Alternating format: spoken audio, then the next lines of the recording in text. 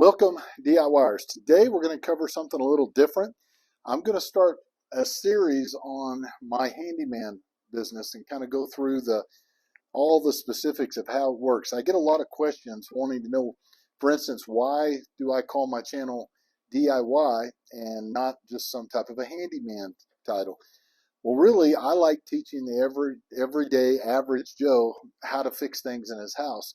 And I don't think that you have to be a rocket scientist to be able to do that. So you can learn to fix a lot of your own stuff, but there's also the handyman part of it.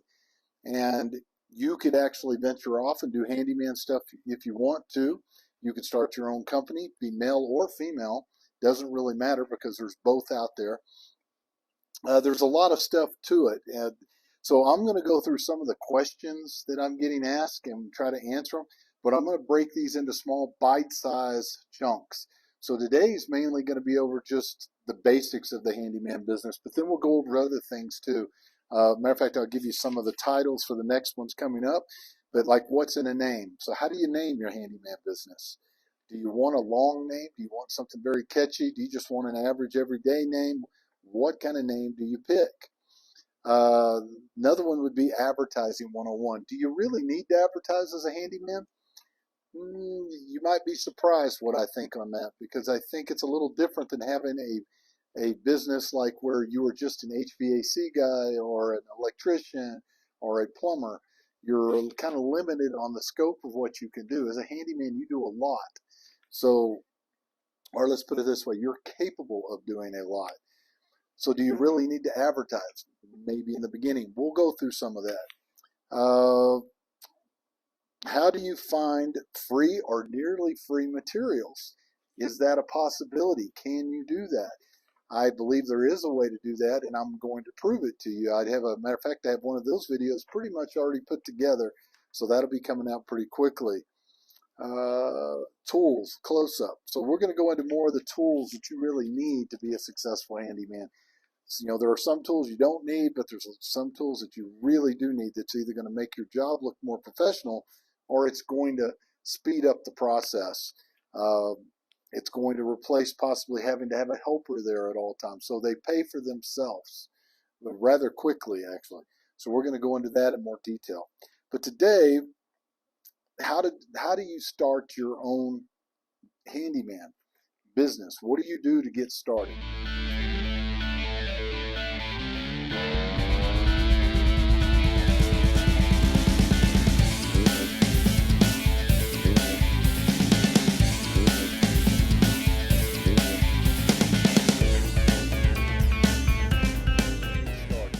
So the first thing that I made little notes here if you're seeing me read, but the first thing that I think you need to do is you need to start doing your own repairs in your own home.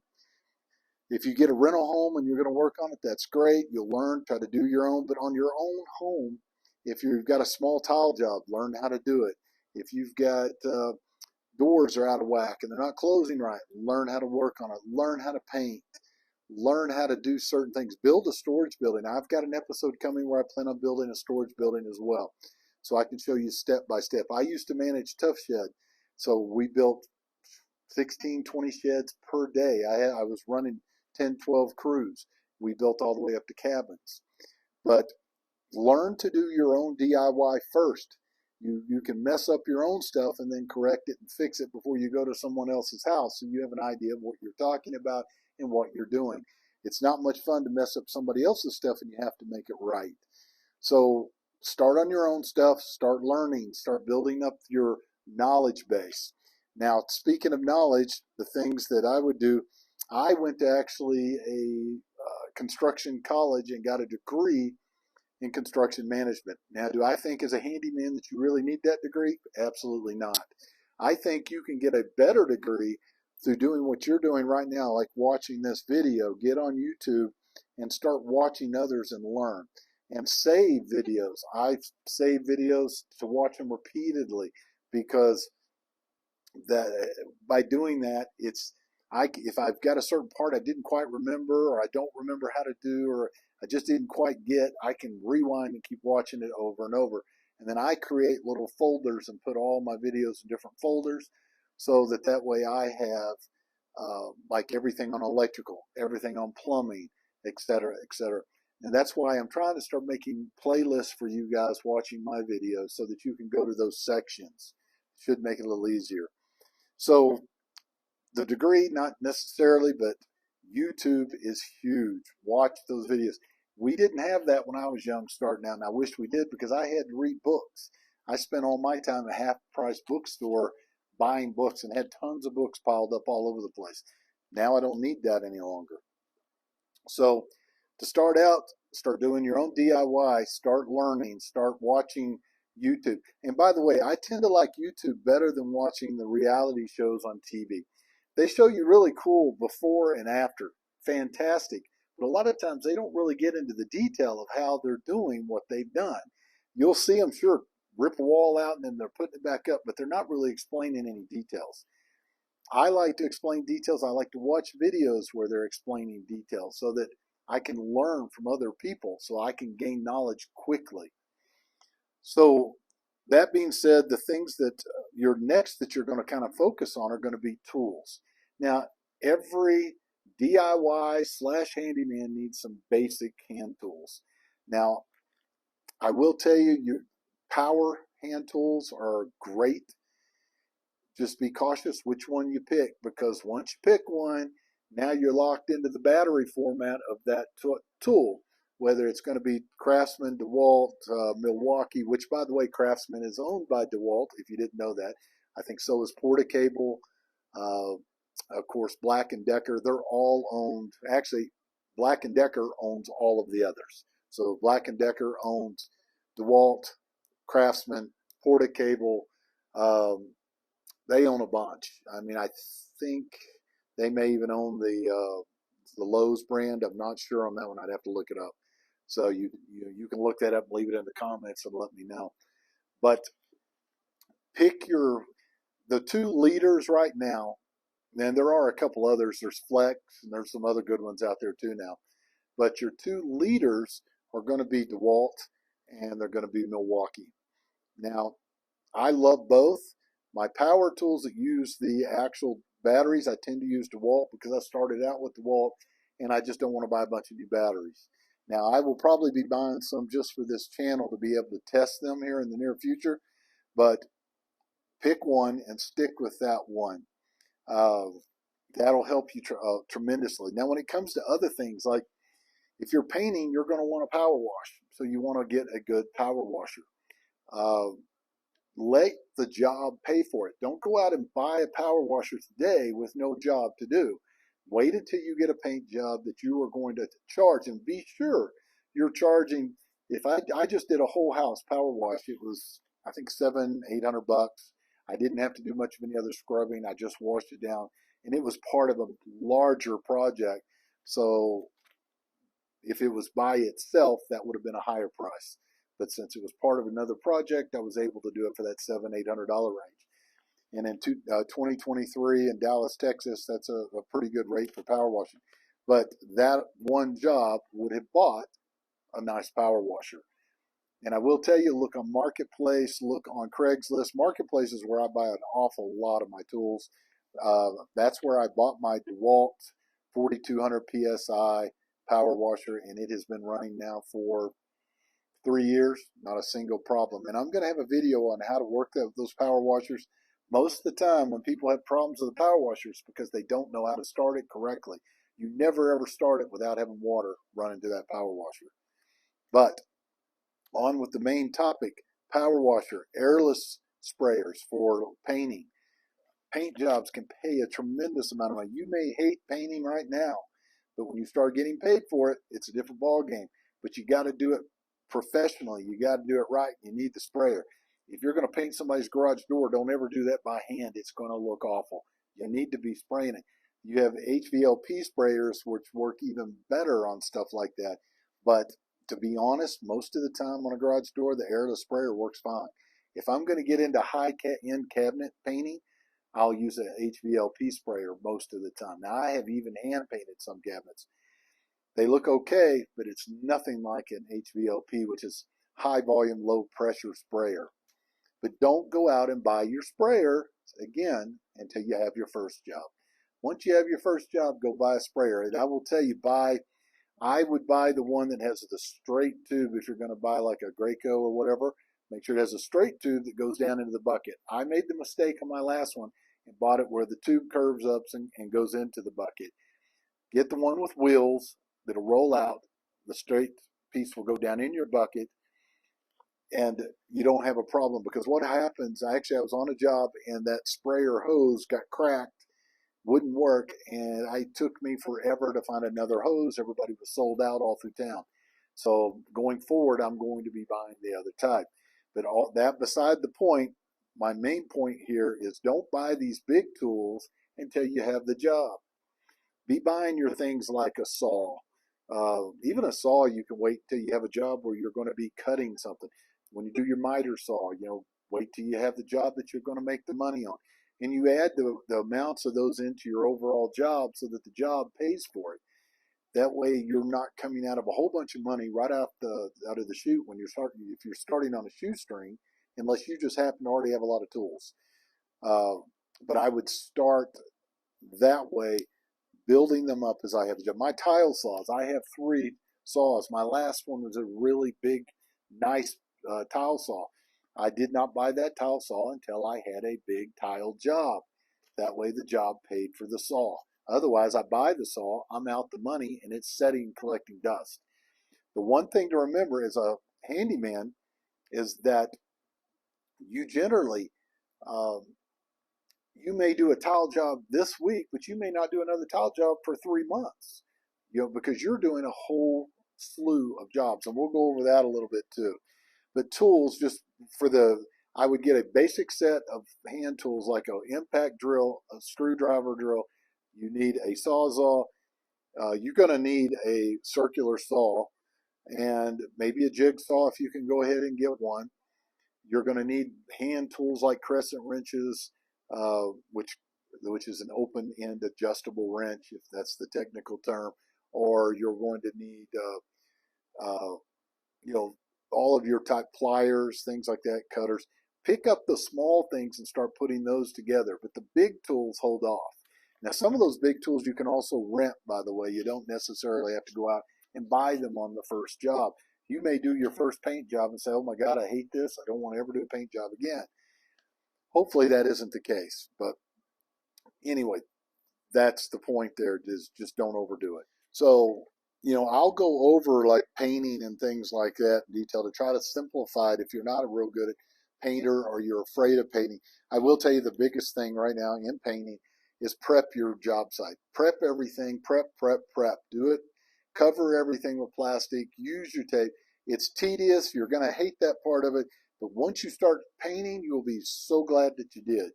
But anyway, on to the next one. I had one person ask me, do you use a truck, a van, or a trailer? I will tell you, I've got friends who use vans. Vans are great if you're a plumber or if you're an electrician, if you're an HVAC guy. But if you are a handyman, you're going to have a wide array of tools.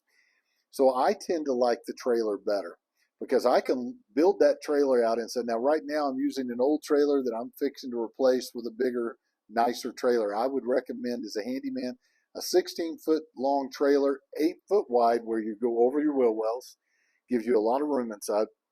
And if you can get it with the V neck or V front, it's going to cut through wind better as you're driving down the road, and it's just going to be a better situation. Some of the things to keep in mind, if you've got all of your tools, I had what I called my big toolbox. My big toolbox was a 24-foot truck. 24-foot truck, and it was full of all of my tools. It was great until it wasn't. One day I'm going down the road and it decides to break down. Well, it cost $800 to have that big truck towed back to Dallas from where I was at, and all of my tools are in it on the side of the highway. And now my tools are sitting in a shop somewhere while somebody's working on my truck, and I can't go finish my job. So the nice thing about a trailer, I used to own moving companies. In the moving company, I started out with box trucks and I switched to trailers. And the reason is if a truck breaks down, I can unhook that trailer, back another truck up underneath it, hook up, back up, and I'm back down the road and in business again, and I can go get that other truck fixed. if I'm moving somebody's stuff and it's a moving company and that truck breaks down, their stuff is sitting on the side of the road, and I'm going to have to unload everything out of that truck and load it into a new truck, get it over to their new home or office, and unload it. So the same scenario works whether you're a moving company or whether you're a handyman, slash DIYer. Have it where you can. And by the way, one other thing about that trailer, before I forget, is that trailer can last 20, 30 years. Your truck's probably not going to last 5 to 10 years. If you're going to be wanting to get a new truck, because if the truck starts breaking down and you're not getting the job site, you're losing money. And all of that, including the trailer, is a write-off on your taxes anyway. And we'll have a whole episode on the money and tax part as well. One last question that somebody asked, is there any money in it? And really, that should have been the first one. But yes, there is a lot of money in handyman. When I first started the handyman business, I started that with my son. And we decided we were going to we didn't even really look at it as handyman. We were going to start building the sheds. And we started building sheds, and then we moved into big steel buildings and built a lot of those. And then he ventured off and became a full-blown electrician, and that's what he does as a living right now. And then I ended up going more off into the handyman part of it, where I do a little bit of everything from carpentry, plumbing, electrical, tile, painting, you name it, I pretty much do it. So the big key here, and I will tell you, when we first started, I was very worried, because I'm looking at this and I'm talking to my son. I'm like, well, if we can sell a building or two a month, we'll be okay. We'll survive. Well, I will tell you, that was probably 7, 8 years ago, 8 or 9 years ago now. And I have not slowed down one bit. Matter of fact, I get busier and busier all the time. One of the big keys is do not pigeonhole yourself into just a couple little things. You need to make sure that you are doing multiple things. So if one area is slow, the other area picks up. One day I may be painting, the next day I'm putting tiling, or I'm sheetrocking, taping and bedding, or I'm texturing and painting, or I'm doing a little bit of everything. I'm stripping down a deck and restaining the deck. I'm building a deck. It's just endless. And some of the things that are going to make you stand out as a handyman are going to be things like, take your business serious. If you tell somebody you're going to be somewhere and you're going to do it, do it. Stay away from drugs. If you drink very little. Make sure that you are up and ready for work the next day. I text every one of my customers as I'm going to their job every day. Even if it's a month or month and a half long project, I'm constantly texting them and letting them know that I'm en route, letting them know what's going on. Speaking of customers, you have a lot of guys that worry about it because they see these little jobs where people are doing, little $50, $75 jobs. Well, I'm going to tell you, I don't even start my truck every day for less than $500 a day, period. Just don't do it. What I do is, yes, I do a lot of those little jobs, but I will do a list of those jobs. I will have my customer make me a list of 20, 30 items. And then I go and I work on those items. That's the big thing. That's the difference in what a guy, when he's first starting out, he's desperate. He's trying to do anything he can do. You've got to get them to put a list together for you to make it worthwhile for you to start the truck up and drive across town to get to their house and do this job. I charge if I have to go pick up materials. I charge, matter of fact, most of the time now, I don't even charge for material. I let the customer and let them pay labor. But if I'm going to be doing materials, then I'm generally going to upcharge those materials a little bit for my time and effort, minimum. There's days that I'm pulling in 1,000 to 1,500, and I generally 99% of the time work alone. So yes, there's a lot of money in handyman. But you don't treat it like a fly-by-night business. If you treat it that way, people are going to treat you that way. You go in as a professional, you do a professional job. I go over and above. When I walk away from my job sites, they are clean. As a matter of fact, they're cleaner than when I got there. That is my target. That's what I try to do. Overpromise, under deliver. That's what a typical handyman does. You want to be the opposite. You want to under promise and over deliver. You want to promise them less than you're actually going to give them. So when they see it, they're flabbergasted and blown away, and they're going to tell everyone. One of the things you're going to learn, and we'll get into this in the advertising, is that you don't have to advertise for every customer. Once you have happy customers, they are going to generally pass your name on. And a lot of my customers are repeat. I constantly going back.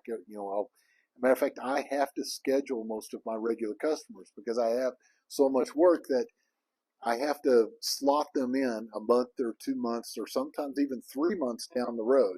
And then I start filling in around everything. Um, I try not to do my bidding until on the weekends, Saturdays and Sundays, because during the week I want to focus my attention on my customer. And I've always hated seeing contractors who will go to a job site. They're supposed to be performing a job, and yet they're always on the phone with other customers, and they take off and they're gone and they don't come back for hours. And the customer is sitting there very upset, not understanding what's going on. When I do a job, I do that job. I get through with that project before I ever start another one. I do not do double projects at the same time. Never have, won't do it. It's a bad idea, and it never ends well. So those are some of the basics. If you guys got anything out of this today, let me know in the comments. If you have questions or comments, let me know as well. I tried to go through this stuff and remember, make little notes. It's very hard to remember everything. I'm sure as soon as I turn off the camera, there's going to be a dozen other things I'm going to think I should have said, or I should have brought up, and things like that. But we are going to have more of these, so let me know what other topics that you guys want to see. But I do appreciate you guys watching. Your comments do help the channel grow. Be sure you subscribe if you haven't already subscribed. Hit that little bell notification, because that's going to let you know about all the videos as they come out, and you'll be able to see them right away. But that's it, guys. I appreciate it. Until next time, adios.